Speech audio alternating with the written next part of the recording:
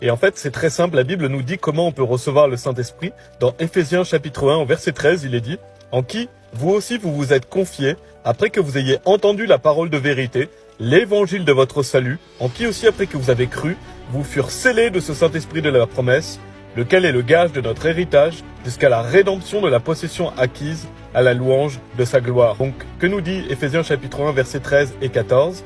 Il est dit en qui vous aussi vous vous êtes confiés après que vous ayez entendu la parole de vérité, l'évangile de votre salut, en qui aussi après que vous avez cru.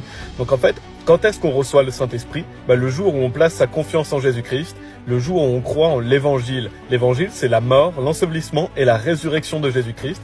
Le jour où on place notre confiance dans le fait que Jésus-Christ nous sauve, et lui seul, pas nos œuvres, mais que le salut est 100% par la foi, pas par les œuvres, et le jour où vous placez vraiment toute votre confiance en Jésus-Christ, dans le fait qu'il est le Sauveur, et dans le fait qu'il vous donne la vie éternelle, alors la Bible dit, vous furent scellés de ce Saint-Esprit de la promesse. Le jour où vous croyez en Jésus, vous recevez la vie éternelle, vous êtes bien sûr, vous devenez enfant de Dieu, et donc bien sûr, quand on est enfant de Dieu, ce qu'on appelle la nouvelle naissance, et ce même jour, on reçoit le Saint-Esprit. Donc comment recevoir le Saint-Esprit ? Simplement le jour où vous croyez en Jésus, le jour de votre salut, vous en êtes scellés. Et Éphésiens chapitre 4, verset 30 nous dit, et n'attristez pas le Saint-Esprit de Dieu, par lequel vous êtes scellés jusqu'au jour de la rédemption.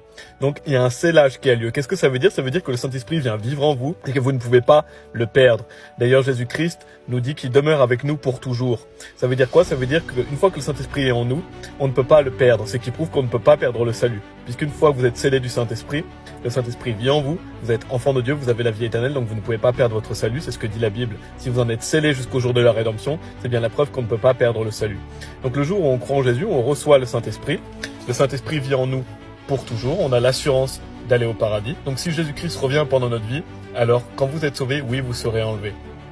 En fait, toutes les personnes sauvées vont être enlevées lors du retour de Jésus-Christ. Donc qu'est-ce qu'il faut vous assurer ? Vous assurer d'être sauvés. Peut-être que vous êtes déjà sauvés, gloire à Dieu. Donc si l'enlèvement a lieu pendant votre vie sur terre et que vous êtes encore vivant lors du retour de Jésus-Christ, alors vous serez enlevés. Mais si vous n'êtes pas sûr d'être sauvés, alors assurez-vous d'être sauvés aujourd'hui.